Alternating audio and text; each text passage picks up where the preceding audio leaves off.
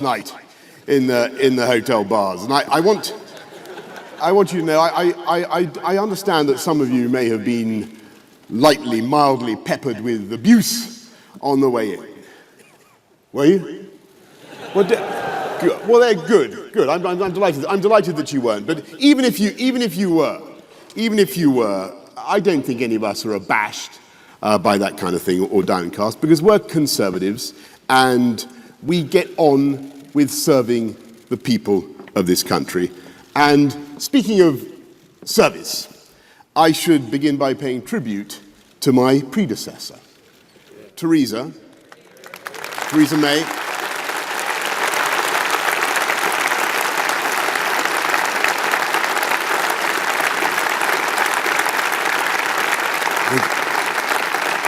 I know the whole conference remains full of gratitude to you and to Philip May for your patience and your forbearance. And yes, we will continue with your work of tackling domestic violence and modern slavery and building on your legacy. I've been Prime Minister for only 70 days, but I've seen so many things that give me cause for hope. Hospitals that are finally getting the investment to match the devotion of the staff. Schools where standards of reading are rising through the use of synthetic phonics. Police colleges where idealistic young men and women are enrolling in large numbers now to fight crime across the country. Shipyards in Scotland that are building superb modern Type 26 frigates for sale around the world. And every one of those high-wage, high-skilled jobs in shipbuilding, in government, is a testament to the benefits of belonging to the United Kingdom.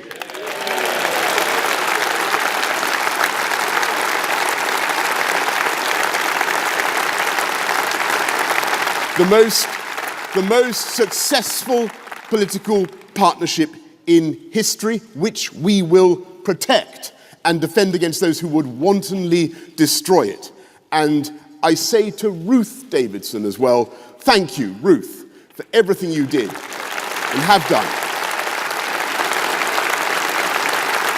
for the cause of conservatism in Scotland, and we will honour your legacy too. And I'm proud of the role that this government is playing in every one of those investments. And of course, they are only possible because it was this Conservative government that tackled the debt and the deficit left behind by the last Labour government. It was because we cleared up the wreckage they left behind that we now have record employment, wages rising the fastest for 10 years, and we have record foreign direct investment of £1.3 trillion, more than any other country in the EU. So we have so many reasons to be confident about our country and its direction, and yet I feel sometimes we're like a world-class athlete with a pebble in our shoe. There is one part of the British system that seems to be on the blink. If Parliament were a laptop, then the screen would be showing, I'm afraid, the pizza wheel of doom. If Parliament were a school, Ofsted would be shutting it down or putting it in special measures. If Parliament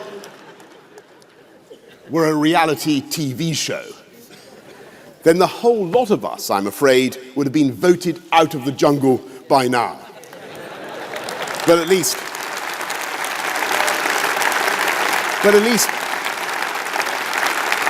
we'd have had the consolation of watching the Speaker being forced to eat a kangaroo testicle.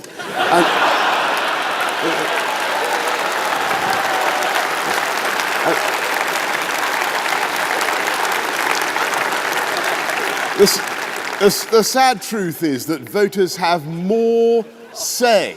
Voters have more say over I'm a celebrity than they do over this House of Commons, which refuses to deliver Brexit, refuses to do anything constructive, and refuses to have an election. Just at the moment, when voters are desperate for us to focus on their priorities we're continuing to chew the super-masticated subject of Brexit, when what people want, what Leavers want, what Remainers want, what the whole world wants, is to be calmly and sensibly done with the subject and to move on. And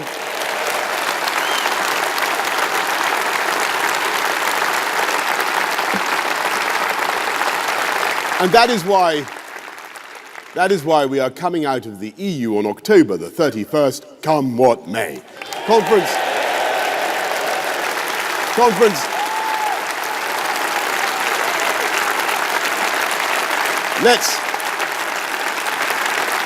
Let's get Brexit done. We can, we must, and we will, even though things have not been made easier by the surrender bill. We will work for a deal with our EU friends, but whatever happens, we must come out by the end of October. Let's get this thing done, and then let's get ready to make our case to the country against the fratricidal anti-Semitic Marxists who were in Brighton last week.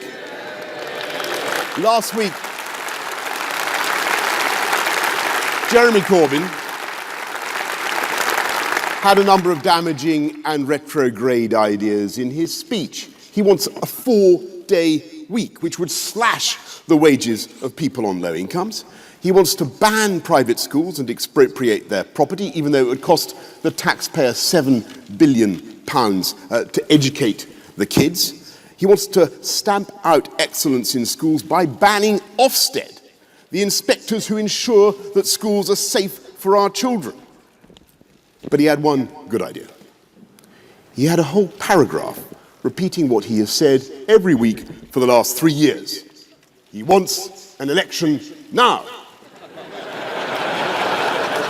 or that is what he was going to say. Poor fellow. The only trouble is that the paragraph was censored by John McDonnell or possibly Keir Starmer, so we have the astonishing spectacle of the leader of the opposition gagged, prevented by his colleagues from engaging in his constitutional function, which is to try to remove me from office. And in this age of creative litigation, I'm surprised that no one has yet sued him for breach of contract.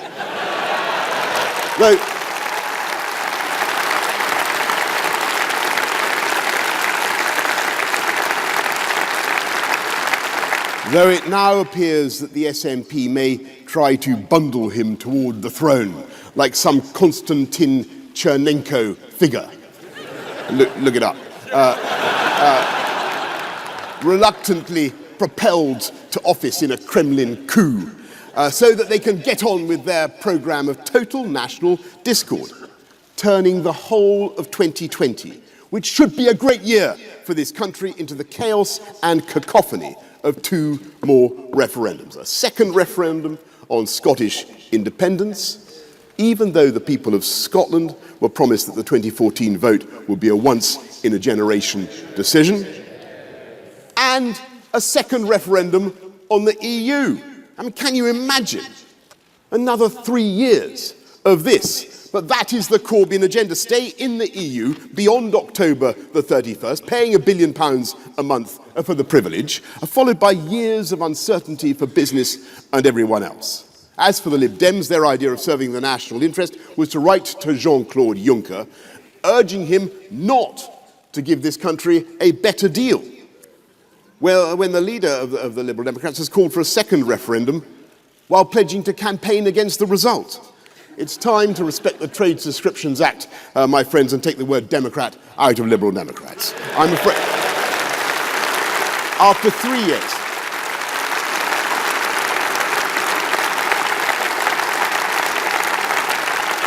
After 3.5 years, people are beginning to feel that they are being taken for fools, and they're beginning to suspect that there are forces in this country that simply don't want Brexit delivered at all. And if they turn out to be right in that suspicion, then I believe there will be grave consequences for trust in our democracy. Let's get Brexit done on October the 31st. Let's get it done because of the opportunities that it will bring, not just to take back control of our money and our borders and our laws, to regulate differently and better, to take our place as a proud and independent global campaigner for free trade. Let's get it done because delay is so pointless and expensive and debilitating. Let's get it done because we need to build our positive new partnership with the EU. Because it cannot be stressed too much that this is not an anti-European party. This is not an anti-European country. We are European. We love Europe. I love Europe anyway. I love it. But after 45 years of really dramatic constitutional change in our relationships, we must have a new relationship with the EU, a positive and confident partnership, and we can do it. And today in Brussels, we are tabling what I believe are constructive and reasonable proposals, which provide a compromise for both sides. We will, under no circumstances, have checks at or near the border in Northern Ireland. We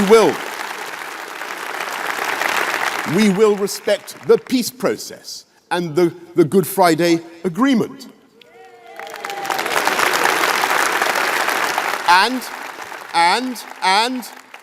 by a process of renewable democratic consent by the Executive and the Assembly of Northern Ireland, we will go further and protect the existing regulatory arrangements for farmers and businesses on both sides of the border.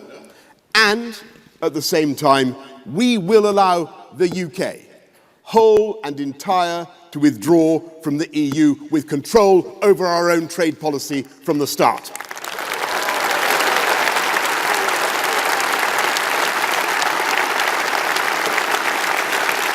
And we will protect our precious union between Great Britain and Northern Ireland. And yes, this is a compromise by the UK, and I hope very much that our friends understand that and compromise in their turn. Because if we fail to get an agreement because of what is essentially a technical discussion on the exact nature of future customs checks, when that technology is improving the whole time, then let us be in no doubt, conference, of what the alternative is. The alternative is no deal. And that is not an outcome we want. It is not an outcome we seek at all. But let me tell you, my friends, it is an outcome for which we are ready.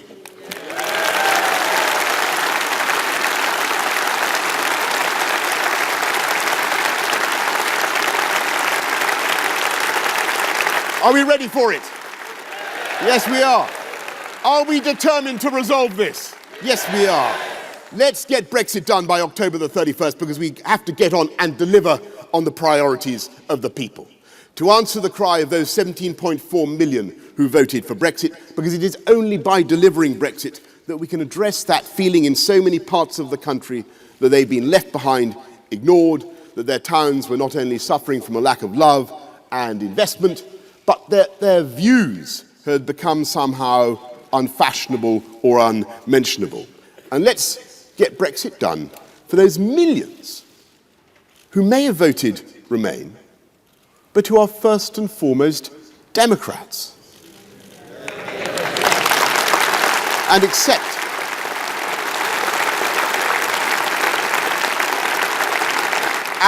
who accept the result of the referendum and want to get on.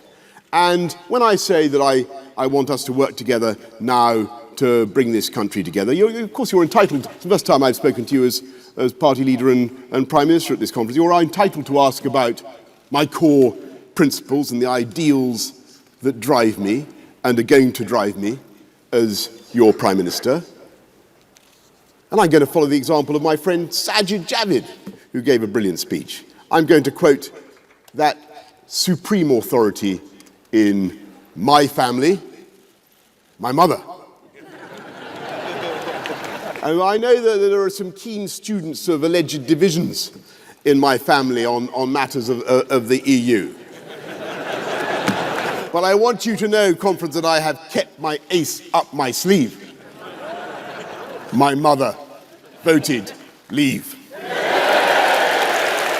And my mother...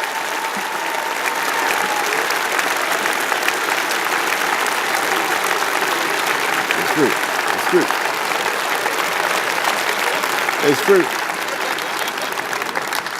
My mother taught me one thing. She taught me many things, but she taught me to believe strongly in the equal importance, the equal dignity, and the equal worth of every human being on the planet. And that may sound banal. That may sound banal. That may sound trite, but it is not. It is not. You have to understand that and believe in that. And there is one institution in this country that sums up that idea. The NHS is holy to the people of this country because of the simple beauty of its principle. That it doesn't matter who you are or where you come from, but when you are sick, the whole country figuratively gathers at your bedside and does everything it can to make you well again. And everybody pays to ensure that you have the best doctors and the best nurses and the most effective treatments known to medical science. And after 70 years, the results are, on the whole, amazing. When I was a kid, the word cancer was a death knell. Heart attack was a terrifying thought. Well, we are slowly beating back the legions of disease. This country has seen the fastest falls in breast cancer in Europe, but we have so much more to do. On Monday, I went to the North Manchester General Hospital, and I saw the incredible work that they are doing with maxillofacial reconstructive surgery on people who only a decade ago would have been probably permanently disfigured by their traumas. People for whom hope and confidence is so important. And I talked to the patients, every one of them bursting with praise for the staff, for their energy and care. But that conference, that fantastic hospital, was built in 1876 to serve the workhouse. And we were walking down long, narrow Nightingale wards that were designed by the pioneer of nursing. And as one of the managers told me, it's asking professionals to work in that environment is like asking a Premiership footballer to play on a ploughed field. And so I was proud to tell them that under this government, we will totally rebuild that hospital. And thanks to the work of Health Secretary Matt Hancock,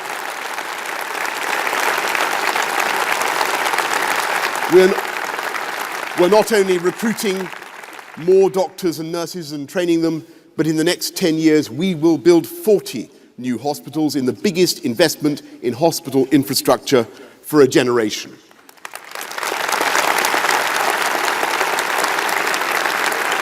Because after 70 years of the existence of the NHS, 44 of them under a Conservative government, it is time for us to say loud and clear, we are the party of the NHS. And I claim that title. I claim that title because it is our one nation conservatism that has delivered and will deliver the economic growth that makes those investments possible. And it is we Conservatives too who will solve the problems of social care and end the injustice that means so many people have to sell their home to pay for their old age. And if you ask me, how are we going to do it? How are we going to pay for it all? How are we going to grow the UK economy? I will tell you, it is by raising the productivity of the whole of the UK, not with socialism, not with the deranged and ruinous plans borrowed from the playbook of Bolivarian revolutionary Venezuela, but by creating the economic platform for dynamic, free market capitalism. Yes.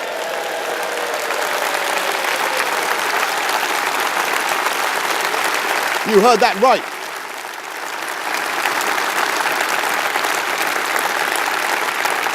When did you last hear a Tory leader talk about capitalism? We are the party of the NHS precisely because we are the party of capitalism, not because we shun it or despise it. And we understand the vital symmetry at the heart of the modern British economy between a dynamic enterprise culture and great public services. And of course, I've seen that formula in action for a long time myself. Now, who comes from London? Hands up. It's all right, who lives there? Don't worry, no disgrace. I used to be mayor there. It's one of the, fantastic place, greatest city on earth. And it's one of the many astonishing things about our nation's capital. It is the most productive region in the whole of Europe. For lots of reasons. In 1863, amongst other things, we were the first place to think of putting trains in tunnels and that kind of thing. And yet there are many other regions of the country that are far less productive. And that represents not just an injustice, though of course it does, but a massive opportunity. Because I believe that talent and genius and chutzpah are evenly distributed across the UK, but it is also clear that opportunity is not evenly distributed. And it is the job of this one nation Conservative government to unlock talent in every corner of the UK.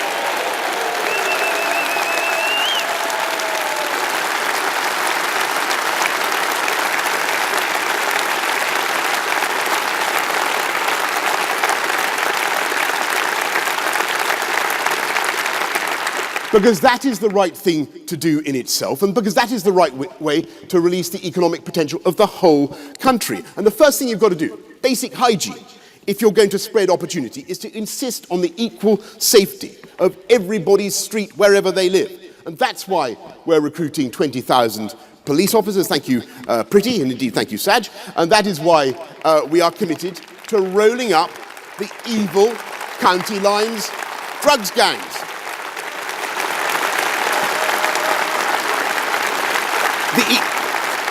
The evil county lines drugs gangs that predate on young kids and send them to die in the streets to feed the cocaine habits of the bourgeoisie, and we will succeed. And yes, we will be tough on crime. We will make sure that the police have the legal powers and the political backing to use stop and search, because it may be controversial.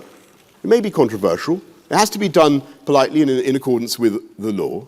But believe me, when a young man, and I'm afraid it's almost invariably a young man, is going equipped with a bladed weapon, there is nothing kinder or more loving or more life-saving you can do than to ask him to turn out his pockets and produce that weapon. And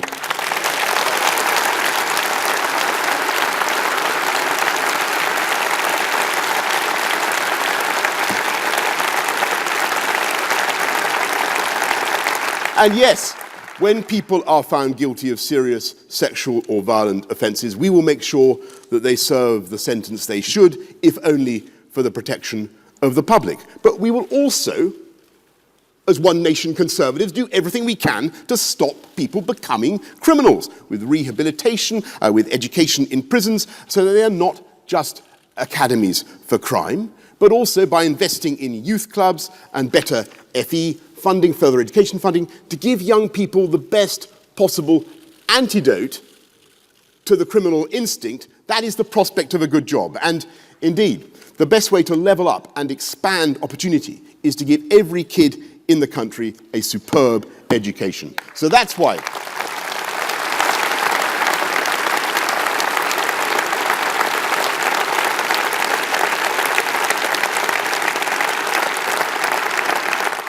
That's why we're levelling up education funding across the country, with the schools that have fallen furthest behind now seeing the biggest increases, so that every child has the chance they deserve to express their talents. And it's so that they can get the jobs that we are creating. It's so that they can get the fantastic jobs that we are creating, that we're improving connectivity, investing in transport, a fantastic project of Northern Powerhouse Rail that is now getting the go-ahead from Manchester to Leeds, just the first leg, and of course a huge new programme of rail, not of rail improvements, but of course of road improvements as well. And I'm thinking of the M60, the A66, what are the other ones, Sad? You recited them yesterday. The A358, the A303. They're huge. The Lincoln roundabout. There's a huge range of things that we will be investing in now. And furthermore, I admit, and it's been exposed in the past, I'm a bit of a bus nut, and I confess that I like to make and to paint slightly inexact, very inexact, models of buses with happy passengers inside. I'm actually more interested in the passengers than the buses, but never mind. It's not just that I'm a bus nut that we want to expand, just because I'm a bus nut that we want to expand bus transport. We want to make our buses cleaner, greener, zero carbon, zero emission across the country with contactless payment by card or by phone, so that people want to use those services. We get the cars off the roads, we reduce congestion, we reduce pollution, and a good bus service can make all the difference to your job, to your life, to your ability to get to the doctor, to the livability of your town or your village, and indeed to your ability to stay there and start a family, have a business there. And it's for exactly that reason, to increase connectivity and livability, that we are now accelerating the program for gigabit broadband so fast. And it's going to be...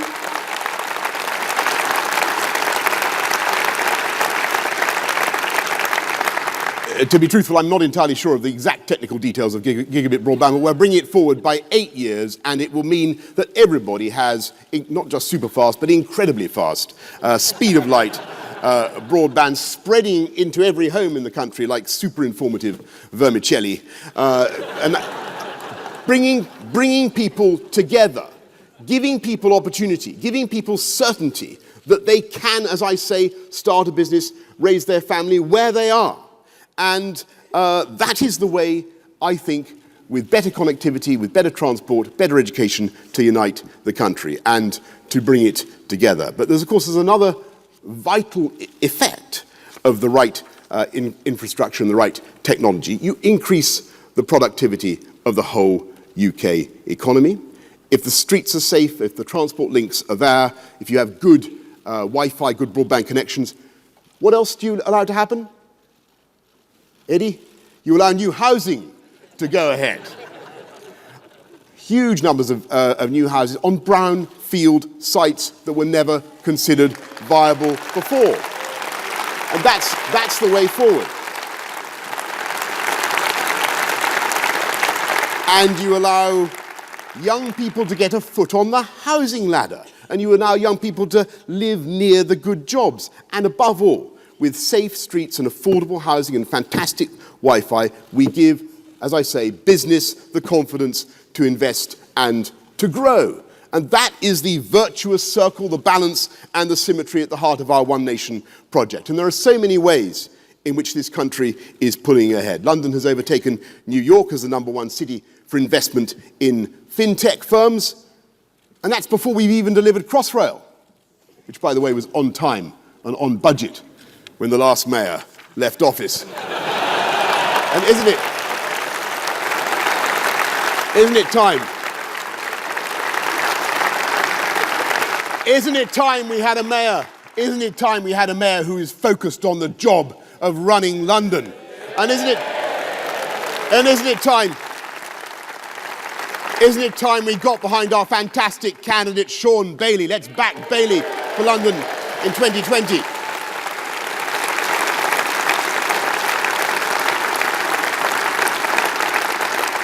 And here in Manchester, things are stormy ahead. We're seeing an extraordinary growth in genomics, a flood of inward investment from banking and insurance to IT. And that's before we've delivered Northern Powerhouse Rail, linking up the whole of the northern region in the way that we're going to do. In the West Midlands, we are already seeing a 21st century industrial revolution in battery and low carbon technology, just as the West Midlands led the world in the previous industrial revolution, the 19th century. Absolutely true. 1 in 5 electric vehicles sold in Europe is now made in this country. That's a fantastic thing, and we're going to increase it. We're going to accelerate. We are going to have a battery gigafactory, and that is before we have even begun with Mayor Andy Street's brilliant vision of a West Midlands metro system.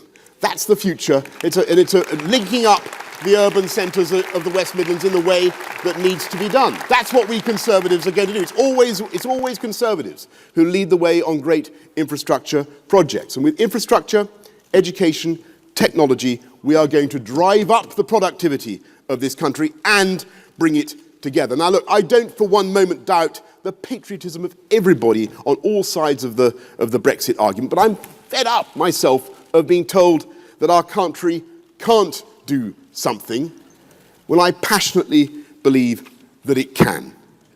And thanks to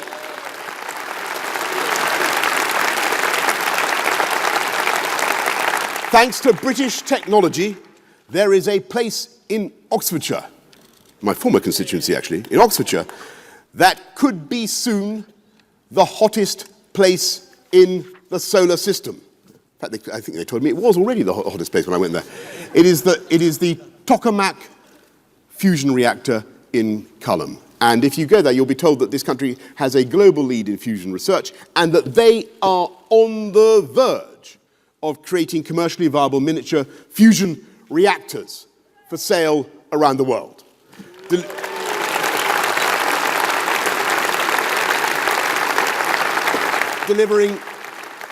Delivering virtually unlimited zero-carbon power. Now, I know that they have been on the verge for some time.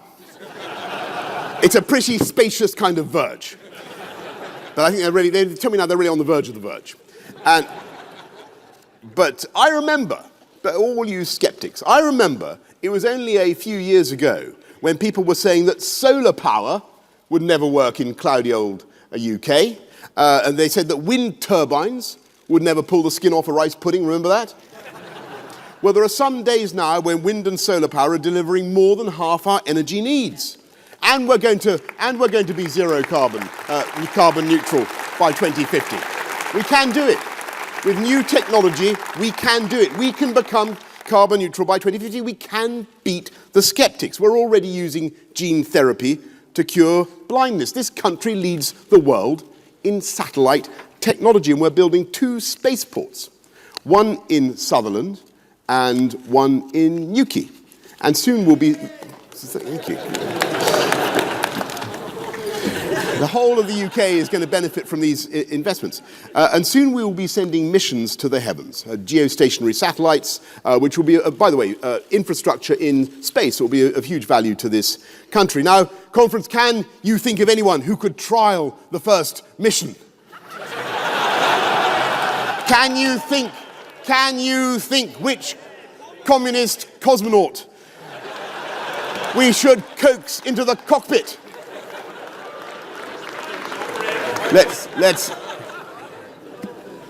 Well, there you go. The invitation is there. Let's get Brexit done on October the 31st. Not just because we have such an immense agenda to take this country forward, but because, of course, Brexit is an opportunity in itself. We will take back control of our fisheries and the extraordinary marine wealth of Scotland, and it's one of the many bizarre features of the SNP. That in spite of being called names like salmon and sturgeon, they are committed to handing back control.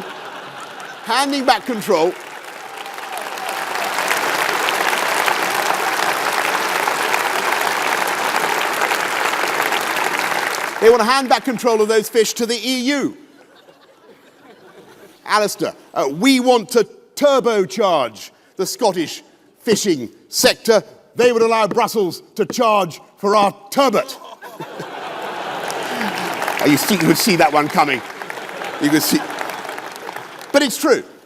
It's true. We will be able to allow UK business, when we leave the EU, we'll be able to allow UK businesses and manufacturers to have bigger tax breaks for the investments they make in capital and new technology.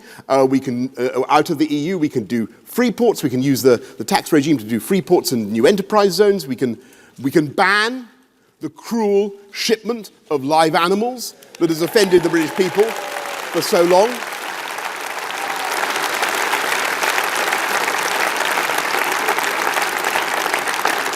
And yes, we will have those free trade deals. We already have some astonishing exports, as I never tire of telling you. Just in the last few months, I've seen an Isle of Wight shipbuilder that exports vast aluminium leisure catamarans to Mexico. We export Jason Donovan CDs to North Korea, would you believe it? And we exported Nigel Farage briefly to America, though he seems to have come back. Across the world, there are countries, and anybody who's involved in the foreign side, anybody who travels abroad will testify to this. Across the world, there are countries that are yearning to engage with us, where we have old friendships and burgeoning new partnerships. And that, and particularly in the Commonwealth, was that pretty? Heckling me from the front, interjecting from the front from a sedentary position. You're quite right, the Commonwealth. 2.4 billion people, the fastest growing economies in the world. Amazing opportunities.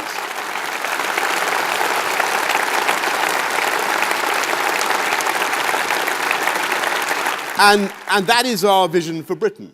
A country that is open, outward-looking, global in mindset, insisting on free trade. A high-wage, low-tax, high-skill, high-productivity economy with incomes rising fastest for those who are lowest paid. A country where we level up and unify the entire United Kingdom through better education, better infrastructure and technology. A country where, provided you obey the law and do no harm to others, you can live your life and love whomsoever you choose. A country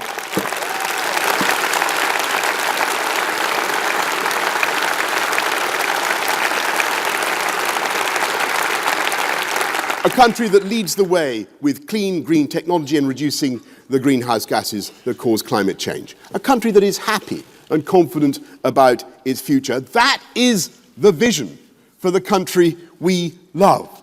And when the opposition finally screw their courage to the sticking point and agree to have an election, when the chlorinated chickens finally waddle from the hen coop where they are hiding, that is the vision for the country that we will put to the British people. And the choice is clear. We put up wages with the biggest expansion of the living wage for a generation. Corbyn would put up taxes for everyone. We back our superb armed forces around the world.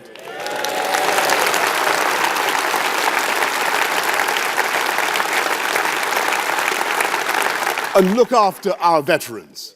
Corbyn has said he wants the armed forces disbanded. We want an Australian-style points-based system for immigration. Corbyn has said he doesn't even believe in immigration controls. If Jeremy Corbyn were allowed into Downing Street, he would whack up your taxes, he would foul up the economy, he would rip up the alliance between Britain and the United States, and he would break up the United Kingdom. We cannot allow it to happen.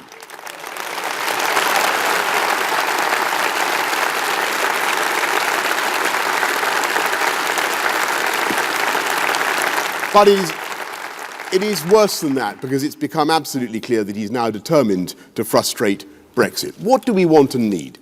Do we want more dither and delay? Do we want to spend another £1 billion a month on EU membership when that could be going on the NHS? No. Let's get Brexit done. Let's finally believe in ourselves and what we can do. This country has long been a pioneer. We inaugurated the steam age, I think here in Manchester. We inaugurated the atomic age, the age of the genome. We led the way in parliamentary democracy, in female emancipation. And when the whole world had succumbed to a different economic fashion, this country and this party, under a female prime minister, pioneered ideas of free markets and privatization that spread across the planet.